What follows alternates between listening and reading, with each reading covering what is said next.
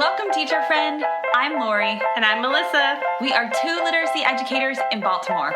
We want the best for all kids, and we know you do too. Our district recently adopted a new literacy curriculum, which meant a lot of change for everyone. Lori and I can't wait to keep learning about literacy with you today. Hi, everyone. Welcome to Literacy Podcast. Melissa and Lori love literacy. We are thrilled to have our guest today because we love to talk with experts and authors, and this guy is both. So, Melissa, I know you're excited for Morgan today. Absolutely. So we have Morgan Polikoff, who's the author of Beyond Standards, The Fragmentation of Education Governance and the Promise of Curriculum Reform, which I think has been recommended to us by several people who have been on the podcast. So probably while we were on the podcast. So you probably heard it. Yeah, I love the hopeful title. So Morgan, welcome to the podcast. Thank you. Thanks for having me. The title, I can tell you, was a labor of love. I think I suggested about 50 different titles, and then she rejected all of them and told me what the title would be. Love it. Well, I like the title. I do too. How does it work? Do you just throw and see what sticks? Yeah, I mean, the problem was, right, book publishers want titles that are going to be like search engine optimized. So it had to have all of the particular words so it had to have standards, it had to have curriculum. And you're right, that the optimistic tone, like all of my proposed titles were how everything is terrible. And she was like, you can't have a title like that. So that is so funny. Yeah. Well, you came up with a winner. I like it. Well, we talk about curriculum all the time on our podcast and how important it is, especially obviously literacy curriculum we're focused on. But just curious, how did you get to the point of writing this book? Like, what brought you to this topic? Sure. I've been interested in standards since actually my grad school admissions essay was about standards and the role of standards in instruction. And I've been studying it ever since. So, studying standards from a policy perspective, right? My PhD is in education policy. It's not in any of the content areas, but standards are really one of sort of the main instructional policies that we've had for like 30 years. Mm-hmm. But I think that everyone would agree that we haven't seen the kinds of instructional change that we would like from standards. And so this book is like me taking a step back after 15 years of doing research on standards to say what's working, what isn't. What do we need to do differently if standards are really going to live up to the policy promise that, their advocates, put forth. And it was, I've never written a book before. It was really exciting and challenging. And I'm really pleased with how it turned out. So am I allowed to ask you, did you have a ghostwriter or did you write this one? I didn't even know ghostwriters were a thing. I mean, among academics. I was listening to a podcast and somebody said they had a ghostwriter, and then somebody else said they actually wrote their book, and they said it would have been much easier if they had a ghostwriter. But after talking with you in the pre-call, I heard your voice when I was reading this book. I figured you wrote it. It's very much in my voice. I mean, it's kind of conversational in tone. It's a little bit sometimes pithy or snarky or, it's very direct, right? And that's what I wanted it to be. I didn't want it to be like a pointy-headed, theory book that only, other academics would read. I wanted it really to be aimed primarily at school district and state leaders, people who make decisions about curriculum. Mm-hmm. And about policy, because they're the ones who I think have the sort of tools in their bag to actually change standards moving forward. Absolutely. Well, thank you for writing to that audience. I think that's important to say that I don't think that that's an audience that is, especially like state leaders, that gets addressed much. So I really appreciate that. And I know Melissa does too, because we talk a lot about how we feel like Maryland in particular is a little behind the curve on policy stuff. I mean, I guess when you look across and you see other states, like I think 20 so far have adopted policies. So we're very hopeful that that Maryland and the other states will read your book too. So thank you for that. Maybe we'll just send them copies. I think the trend is in the we'll right, just mail them. I do think the trend is in the right direction. Just recently, I spoke at a conference for the. I'm not going to remember the exact name of the organization, but it was basically the organization for math curriculum people in states. And, so it was just like, so it would be like whoever's in charge of math curriculum at the Maryland State Department. And that audience was exactly who I wanted to talk to. So there's a lot of cool things going on in curriculum, and a lot of it doesn't even get any attention because some states are actually trying to do stuff under the radar because it can be politically fraught. So that, that's kind of another interesting phenomenon. Yeah. We've wanted to have like a State Department leader on. I mean, I know we've had a couple on, but we want to have some who are not yet there and maybe like have a conversation like this, like, hey, did you read Beyond Standards? What are you thinking? And how, like, what is your journey going to look like? Like, what is this path going to look like? So maybe we'll get there one day, but that would be a really, I think, humble and maybe nerve-wracking for that person in particular. So I don't know if we'll find the person who would be willing to be as vulnerable as we would love them to be. I'm wondering, Morgan, if we can dig into, you talked about the standards, and I wanted to start there of like, we had such like high hopes for standards, right? Of like, this is going to change the way it would fix education. Yeah, it's going to just change everything. But as you've seen and say in your book, not quite. So can you talk a little bit about that? Like, what was the hope and promise of standards and why it didn't quite work out the way we thought? Yeah, I mean, the idea of standards is based on a relatively simple sort of theory of change, right? It's, if we make clear what students are supposed to know and be able to do, right? If we set clear expectations and we support teachers to meet those expectations through things like aligned assessment and aligned curriculum materials or professional learning, that the teachers will teach what's in the standards and the students will learn it, right? And if what's in the standards is good, then we'll have made things better. It really started as a reform in individual states. There were some early movers on standards, and then the feds started getting more and more involved in the 90s. Standards, were first required in all states, and then No Child Left Behind was really the policy that sort of ratcheted it up a notch, requiring standards and multiple subjects and testing in every grade. And then since then we've had ESSA, Every Student Succeeds Act, which has sort of softened things a little bit, but standards are still at the heart of policy, right? So every state has to have the standards. Of course, mixed in there was Common Core, right? So that happened sort of in this lull between No Child Left Behind and ESSA, but 40 some states, depending on how you count, have Common Core as their math and ELA standards, and or some very close variant thereof. So right now we're in a place where you've got 50 states. As I said, about 40 of them have common standards in math and ELA. There's also the Next Generation Science Standards, which I don't know the count off the top of my head. About 20 states, I think, have an NGSS.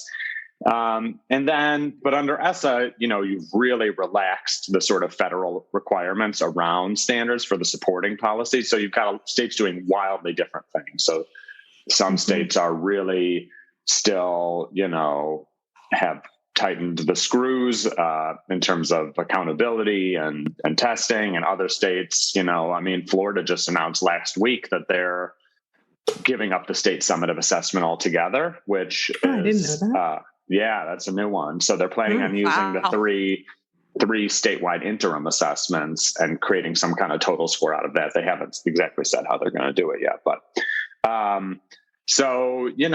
think we're in a place where, there's still standards, but there's kind of not a lot of energy behind the standards movement right now. There's not sort of a natural advocate for it that there was, early on when early in the standards movement, it was like you had equity advocates who were in support of standards, and you had like conservative accountability hawks who are in support of standards. And now kind of neither of those groups is really in support of standards, and it's not really clear who likes standards. It's people in state departments of education who believe it's important. Yeah. I was going to say they kind of just are at this point, right? It's they kind of exist. Right. So I think I think, and one of the tricky things about the book was trying to strike that balance. Like, I'm not saying we should get rid of standards. I definitely am not. I am saying standards have not achieved what they set out to achieve. But they are just a part of the ecosystem now. And I don't think that they are going away. The question is, how can we make them better, right? How can we, if they're going to be there, how can we actually achieve them at a higher rate? Because we just really haven't. Can I throw in another question around standards that I feel like is important to address? The states took standards and then said, like, these standards that we all came up with, we feel like we want to adjust them for our states. I'm curious about your thoughts on that, because that seems a little bit nerve-wracking to me, that we have now lots of different variations of this same set of standards that was set out to be a standard. And if you take a standard and you change it, it changes the standard. So I'm curious for your thoughts. Yeah. Well, I mean, right. So, pre-Common Core, you really had 50 states with 50 different sets of standards, and they varied really dramatically. Some were, some could fit on 5 pages of a PDF, and others were 80 or 100 pages. And Common Core tried to,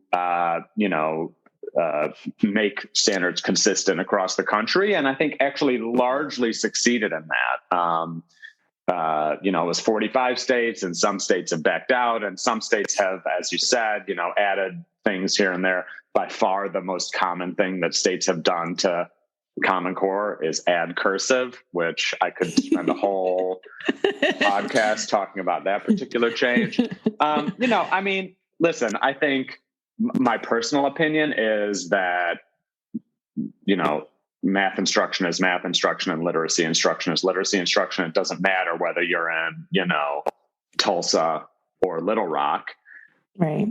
Those students are competing in the same economy, and it's not obvious to me why there needs to be state-specific differences. That said, if states, I think sometimes the way this works is states do this sort of, we're gonna reevaluate the standards and make some changes as a sort of form of political cover, right? So they're keeping the vast majority of what's in the standards, and they're changing a couple things, and that sort of placates the people maybe on the extremes who want to, tear Common Core in half and light it on fire. And if you just rename it and add two things, then you can sort of solve that political problem. So I understand why folks do it. And then some people also just genuinely believe that cursive is like the most important thing. So that's fine. Get it in there.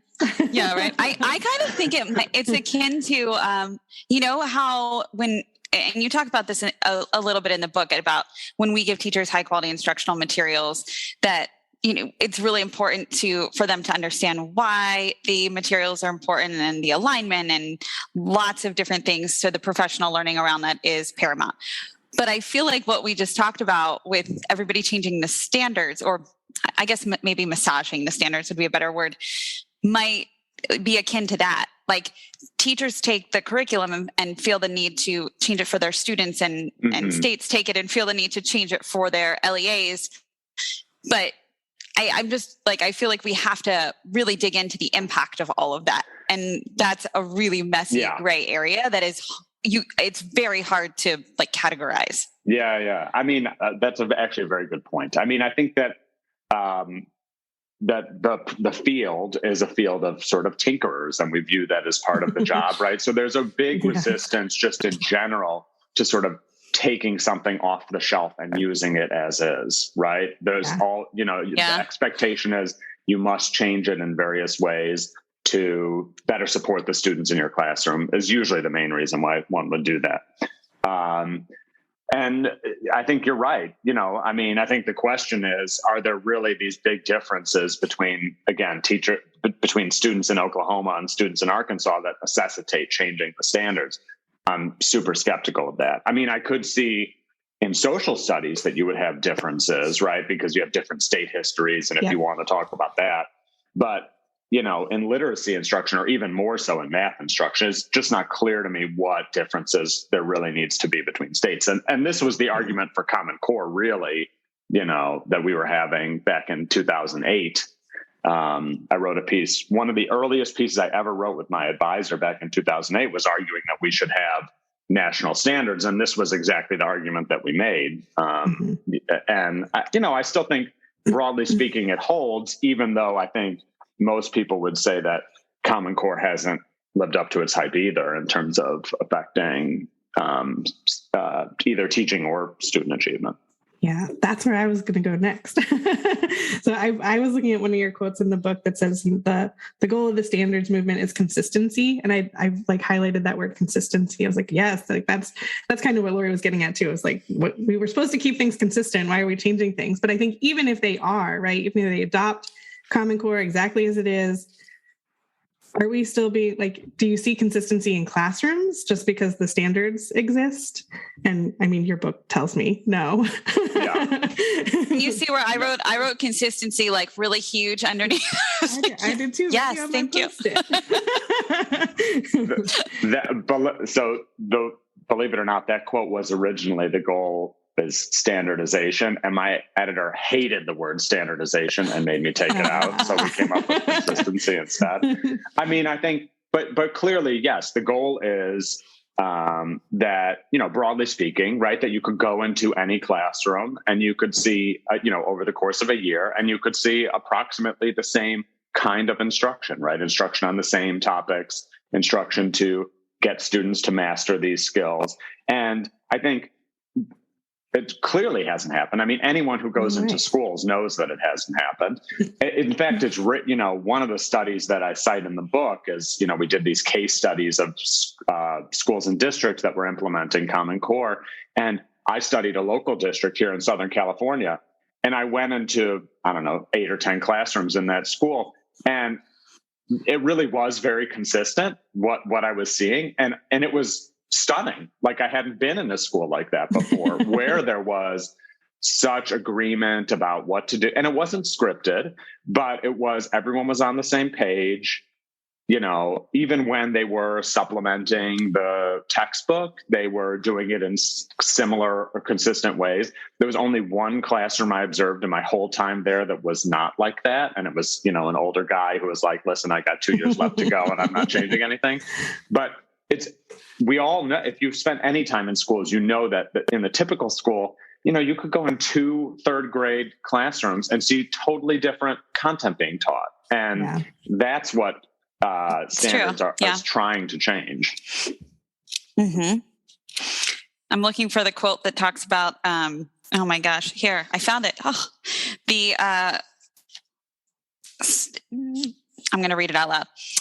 Several characteristics of teachers in classrooms were associated with stronger implementation of standards in the classroom. For instance, in one study, you found that teachers' instructional alignment to standards increased as they gained more classroom experience up to a point. Alignment was no better and perhaps a little worse for highly senior teachers than mid-career teachers. So thank you for just supporting what you wrote in your book. Yeah.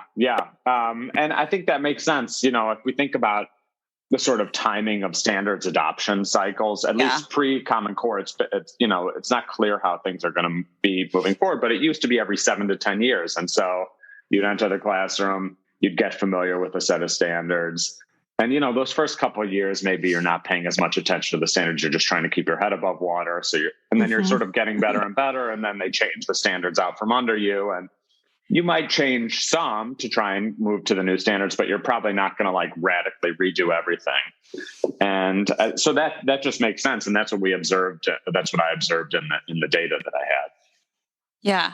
I feel like Melissa and I have talked about it a bit on the podcast, but we could totally be really good examples of that data, like within our own experiences as we were both teachers for I'd say about 10 years. And within that decade, I mean, the number of curricula that came and went as well for everything, all subjects, as well as the standards. And I mean, way back and assessments, right? Like state assessments. So we haven't even gotten there yet. Throw all that in. And it's just constantly a revolving door. So I do understand why educators are a bit wary to accept something new, such as, here are these Common Core standards and we're coming in strong. And it's hard when you've been around the block a few times. For sure. And I mean, that stability is important. And I think there's a degree to which, right, leadership is clearly important there too, right? Making clear to teachers, what these changes are, why they're important, making clear that, yes, we're adopting new curriculum, but this is the curriculum for the next X years. And like, here's the plan for how we're going to get you up to speed on this curriculum. Here's, not just what are you doing tomorrow, but what are you doing over the next several years? That was another thing we observed in the case studies, was that this was a district where, they had adopted new curriculum, and they said to teachers, listen, in this first year, we really want you as much as possible to try and stick with it, right? To try and do it approximately as written.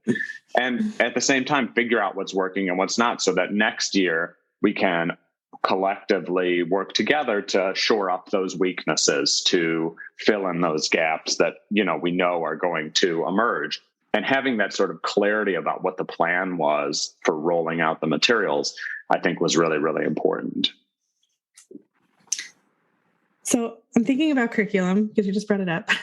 And I was having this flashback to my first year of teaching. I was in Louisiana. And so we had state standards at the time, not Common Core, but just the state standards. And I had no materials at all. I mean, I literally, I've told this before, but like I was going through closets in the all the old books in the closets to find anything to teach my kids. And so I had to do so much work to try and meet these standards. And I'm 21 at that point? I don't know what I'm doing. I had no idea what I was doing. And here I am trying to piece this all together. So I can see how this consistency and standards, I wasn't anywhere near those standards, I'm sure, because I was just trying my best. Yeah. And I mean, listen, to be frank, my opinion is that what you experience is total malpractice, right? I mean, for someone to come into the classroom and not have core materials that are aligned with the expectations, that teachers aren't given that, it's just wrong, right? As you said, it puts all this labor on you. You weren't even necessarily trained in how to do that. Some teachers really want to do that, and they really want to create their curriculum from scratch. And I'm not really about telling teachers what to do, but the idea that these first year out of everyone, that's the group that most needs a quality core material, is the first and second year teacher, right? And I just think that and I think I said this in a piece recently. I was asked about, why isn't the state getting more involved in curriculum? And I said, listen, it is malpractice for districts or states not to provide teachers with quality curriculum materials, right? It would be like if the hospitals didn't provide doctors with stethoscopes or something. And made them figure out how to take people's vital signs, right? Mm-hmm. It doesn't make any sense, and I think it just really exacerbates inequality, right? Inequality, because where are the teachers most likely to be? First year teachers in the most disadvantaged schools serving the most underserved students, right? And they're not given the materials. New Orleans, Louisiana. Right. So anyway, we can go on and on, but I just think that is it's really upsetting to me. And I think it should, think it should, really rile people up that we put teachers at this enormous disadvantage, and it hurts the teachers, and I think it hurts the students too. Mm-hmm. Yeah. And from the teacher lens, you just think this is my job, right? This is what the expectation is of me. So if I'm not doing it well, then it's me. I'm not doing my job well, when it's not, that's not in fact the case. Yeah. Yeah. And almost 20 years later, it's still happening. And I think that that's really the the part that is the most disheartening and, as you said, upsetting and keeps you up at night. That exactly what you described, Melissa, is still happening. I have friends who are teachers all over the state of Maryland. That same story is not uncommon. And I mean, just as last week, I had a teacher friend call me and she's like, tell me about your curriculum again. She's like, I would die for those materials. I would die to have something to open up and to be able to teach that is quality, that I don't have to go search for a book that aligns with whatever it is that they're suggesting in the curriculum. And I use curriculum in air quotes in that sense of the word. So I'd love to hear from you, Morgan, what we're defining as high quality materials. Like, let's kind of transition into we're saying concretely that we do believe that teachers need high quality materials, that it is malpractice for them not to have it. What does high quality mean?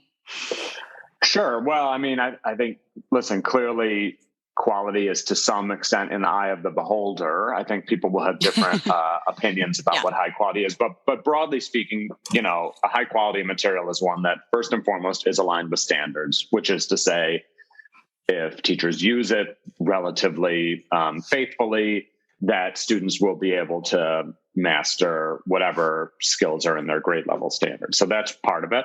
I think it's usable, right? So a good curriculum has to be something that, it's usable, meaning it comes with supportive materials, for teachers to understand. It comes with all the other things that go along with curriculum, like, sample assessments or rubrics, if teachers want those kinds of things. It's something that, not that teachers can pick it off the shelf and implement it 5 minutes later, but also not that teachers have to go out and do tons of outside work, right? I think it's engaging and engaging to students of all types. So it has diverse authors. It covers topics that are of interest, and it's maybe not all about 18th century cotton farming, or I don't know, I'm just picking some weird esoteric topic, right? But I mean, it is engaging. It's culturally relevant. And then that's important because, if you talk to teachers about where their curriculum materials fall short, that's often the main critique, is that the materials aren't engaging enough, right? And that's why they go and they supplement with cutesy fun materials from Pinterest or whatever. It's because their core materials, they feel like don't engage their students. I think those are probably the three things that would stick out the most to me. So standards aligned, usable, and engaging. There are probably other dimensions. You might have other things that you think of as being particularly important in curriculum materials. And I think, there are organizations out there. Ed Reports is doing a lot of work evaluating curriculum materials, and they have particular things that they look for. But I also think that individual districts, if they want, or states, can evaluate materials against their own, rubrics or dimensions. Right? They can look for what they think is most important. But I don't think that it's really a good idea to have 3 million individual teachers trying to look through a bunch of materials and figure out which one is going to work the best for their student. Again, that's not really labor that we prepare teachers to be able to do. And it's, it wouldn't make sense anyway. Yeah. And those examples you gave, I heard a lot of that. I'm bringing the consistency back because I liked it. Tell your editor I like the word. But I heard, when you pick those materials off of Pinterest over what was picked in the curriculum, the consistency might be gone. It might be a different text. It might be at a totally different level. And now the rigor's not there anymore for that grade level. It's totally different. Or I like that you brought up the rubrics, right? Like everyone's interpretation of what fourth grade writing should look like could be very different, but the curriculum materials can give some consistency to that, at least across, a school or a district or a state, maybe. Probably not. Yeah, absolutely. Some states have it going well, though. They're making the transition, and I think that's where I'd love to go next with you, Morgan. Is if we know that states can play a key role in this, what could the role look like? What could it look like to transition to supporting local education agencies with quality instruction materials and professional learning? And how are some states doing this well? Should we just talk about Louisiana? Right. Louisiana now versus when I was there. Yeah. 20 years makes a big difference. Yeah. And I mean, Louisiana is a case where I think it really does come down to, exemplary leadership and like a clear vision with, a clear vision for how standards are actually going to be implemented. But states can do anything along a continuum, right? So as you said, there's a lot of states, even still today, where the state basically says, we have nothing to do with curriculum, right? We put out the standards, maybe we put out like a curriculum frameworks document, but that's the end of the state's role because we're local control, right? And you hear that in a lot of states, even states that I think people think of as being relatively high performing, right? So Massachusetts is a state Massachusetts, Maryland, Minnesota, right? These are states that are proudly local control, leaving things up to individual districts. But, there's a whole continuum. So like the bare minimum is states can say, here are approved materials, right, that we think are good. And we encourage you districts to adopt one of these materials, right? That's like the lowest bar and some states do that.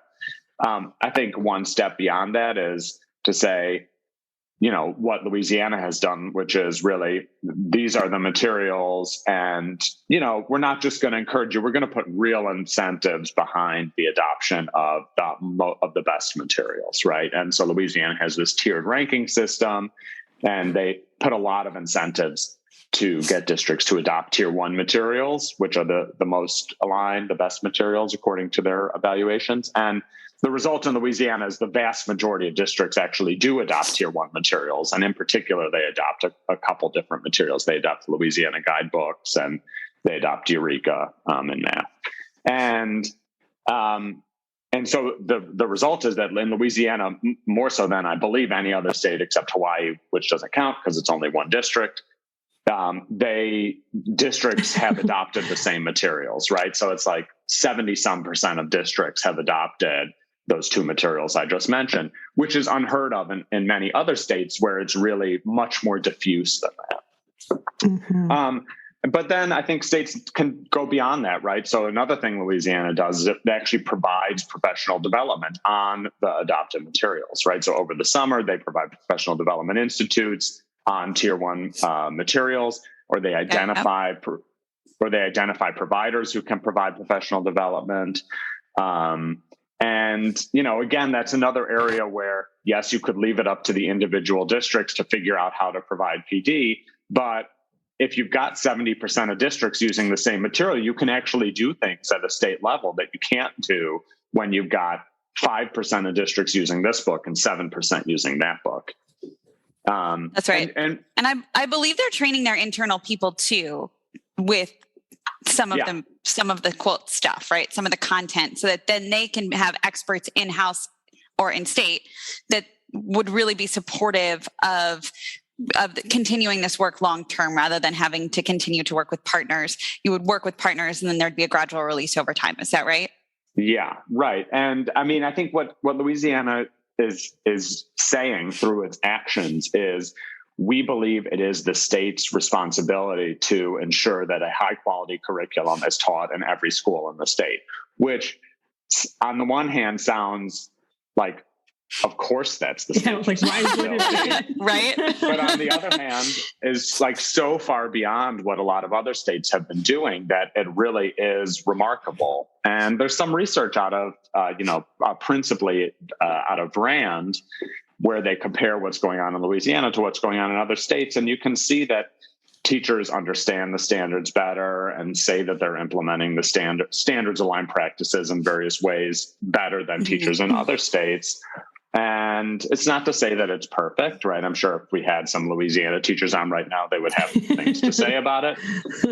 But clearly, it is having an impact in terms of what and how teachers are teaching. Yeah. Can I also just go back to the point where we mentioned high performing states? And I just want to make sure that we say that like they're not considered by us high performing states. They're considered by, other data measures, high performing states. And that, personally, I'll say, I feel like we can't say high performing until we have almost all of our kiddos reading. Right. Right. So I just want to make sure we say that, like, they're just considered by these statistical measures of, whether it's grade 4 NAEP or whatever it is, that it's quote high performing, or, the different NAEP scores. But that is, I think, really important. Yeah. And it's also right. And when I say high performing, I mean, it's also relative, right? So Massachusetts and Maryland look really good, but that's also in part because they're being compared with, California. And totally. So, right.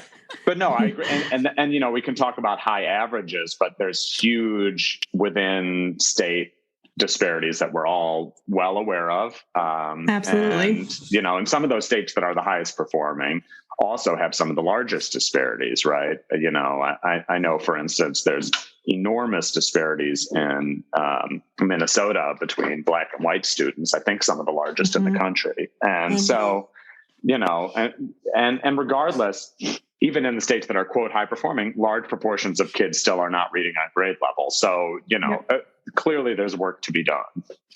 Yeah, for sure. Yeah, it's always been interesting teaching in Baltimore in the state of Maryland, right? You're like, Baltimore is very different than the picture of education for Maryland. Mm-hmm. That's a good point, Melissa. I'm wondering about, I know that, like you said, we thought standards would sort of be like the fix, right? Like that this will make everything better. And then, now, your book pushes for it. We push for it of like, curriculum is, I don't want to say the thing, but I would say a thing that will help with this consistency and making things better. But your book touches on a few, like, other things need to happen too, right? You can't just like say, okay, everyone buy Eureka Math, and now all of a sudden things are perfect. Can you just touch on some of those other, like, what else is going on in the system that we also need to just be aware of and think about? Sure. Well, there's stuff that's, I think, relevant to curriculum, and then there's also a bunch of policy stuff that isn't relevant to curriculum that's still important, right? Fair. So, I know. Yeah. So and like I threw all this in like 2 paragraphs in the last chapter of the book, and my editor was like, "Well, people aren't going to like this. I'll let you keep it." But listen, relevant to curriculum, right?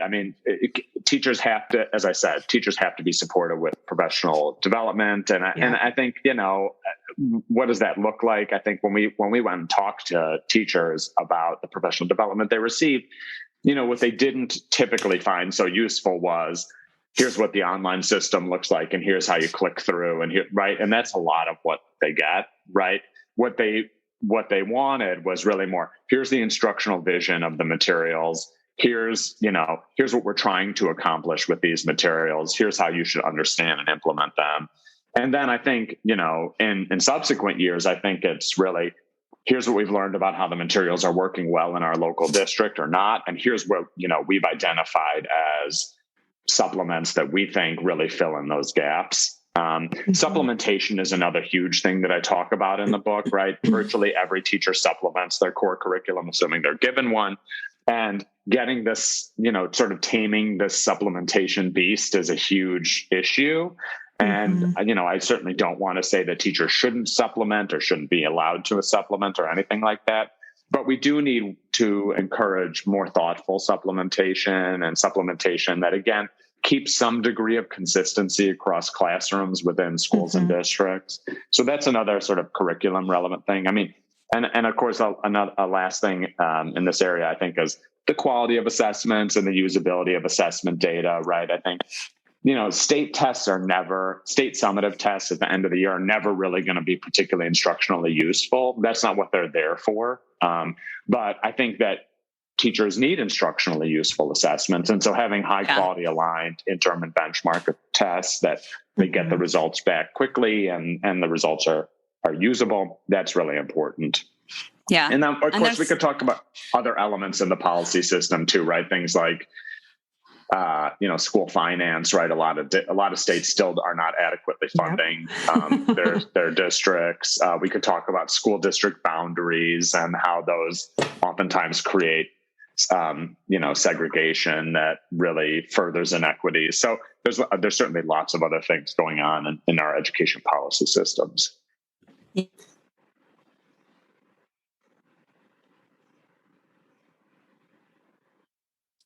The role of higher ed. Oh, did we lose? Hang on. It got a tiny bit glitchy there. Sorry. You asked that question. My internet has been crazy. Yeah. No, it's saying it's unstable. Here. Is that better? Possibly. Okay. I can hear you. So I'm wondering, you mentioned in your book a little bit about, and I don't know if this fits into policy, but it definitely fits into structures. Nope, we lost. No, again, we've got a little glitch. It keeps cutting me out. Yeah. Sorry. That's Melissa, fine. You want to ask it about higher ed? I was like, what are you asking? I don't know. I'm pretty sure I know the question, but yeah, you can ask it because you're. I'm sorry. I was too busy writing down where I'm going to need to edit it. Are you still there, Lori? No, she's not. What do you think? Yeah, I'm here. Do you want to try and ask your question again? Yeah. Can you hear me at all? I don't know why it cuts out randomly. Okay, perfect. All right. Okay, so I was thinking about the role of higher education in this whole system and how it feeds the beast here. And I want to talk about that just for like a minute, because I think we have done whole other podcasts on it, but we could definitely talk to you if we don't limit ourselves, we could talk for probably an hour about that alone. So, right. Give us the Reader's Digest version of your thoughts on higher ed in education and the role that it plays in this ecosystem.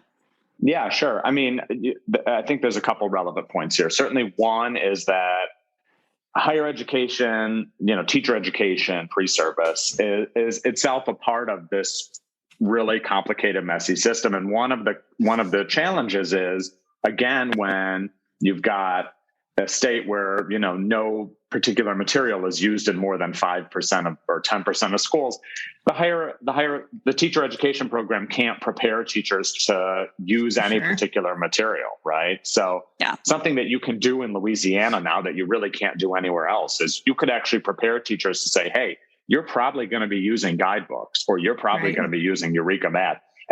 And you could organize teacher education around the curriculum. And that's something that you literally cannot do in other places. So that's certainly one thing. I think the other thing is, if I'm being sort of candid here, a lot of ed school teacher education folks don't really believe in standards and don't really believe in curriculum. And as a result, if their teaching might not even be outright hostile towards the idea of using a core curriculum, but it might be. I think a lot of teachers, pre-service teachers, are receiving the message that if you use a core curriculum material, you're a bad teacher, right? That it is your job to create curriculum. And I think about all the time that was spent in my own teacher education program teaching me how to, quote, create curriculum when I got to a school and they actually said, by the way, this is our textbook and we expect you to use it. And I was like, I had no idea how to do that. Like, what was I supposed to do? And that's just one example, right? Every program is different because just like everything else, teacher education programs in the U.S. are unbelievably decentralized. And they're, like I said, they're just a part of this really messy structure that is the American education system.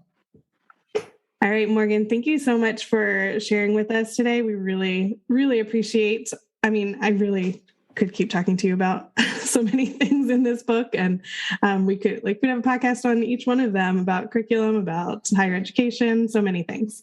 But we're going to ask you to just leave one piece of advice for our listeners. So good luck with that, with having a whole book that's full of good advice of just having one. It's challenging, as you said, to leave one piece of advice. I mean, I think to me, the most important thing is, again, I just really feel like providing a high quality curriculum, ensuring that every kid has access to a high quality curriculum should be the absolute baseline level expectation for, in particular, state departments of education, but also for districts. And so being just an advocate, I think that everyone should just be an advocate for having a high quality curriculum right in every classroom. And so whether that's you're talking at your district level and you're talking to your school board, or whether that's, you're having a conversation with someone who's at the state, Restart a podcast. You're doing a podcast. Absolutely. You're talking with a stranger on the bus. It's really it's just the absolute core of schooling. And every kid should have access to a high quality curriculum, period. Right. And so advocate for that in whatever way you can. That is great advice. We appreciate you coming on today to talk to us. We love your book, and we're going to definitely make sure people know about it, and and our listeners know about it. Do you have it anywhere? Like, do you want to share?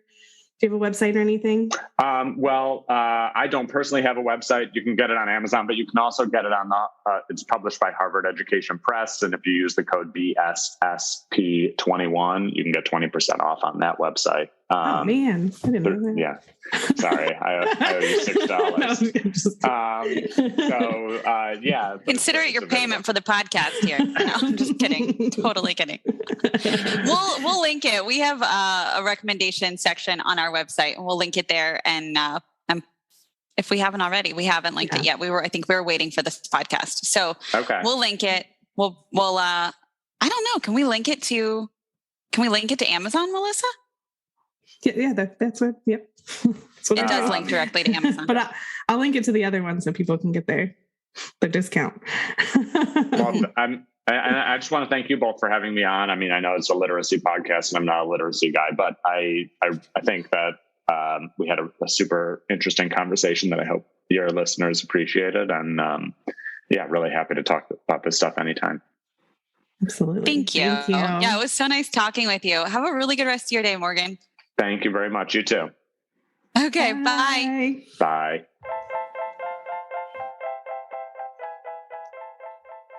Thank you so much for listening, literacy lovers. Be sure to visit our website to subscribe to our newsletter and podcast. It's literacypodcast.com. Yep. And don't forget to follow us on Instagram, Twitter, and Facebook. Most of them are at Literacy Podcast. Yes. And please, please, please reach out to us. Melissa, what's our email address? Melissa and Lori at literacypodcast.com is our email address. And we love getting emails from you all. And Lori and I really read them. Yeah, and we really respond. We love when you all reach out and we get to have conversations with you. So please email us. Let us know what you're thinking, what you're thinking about literacy, what you're thinking about ideas for us to podcast about. Yes, ideas for podcasting, anything. We love to hear from you, what you liked, what you want. Yeah, we're here for you. Mostly y'all are asking questions, which is great. Yes. We don't mind that either. Yes. We're so glad you're here to learn with us. Thank you, everybody.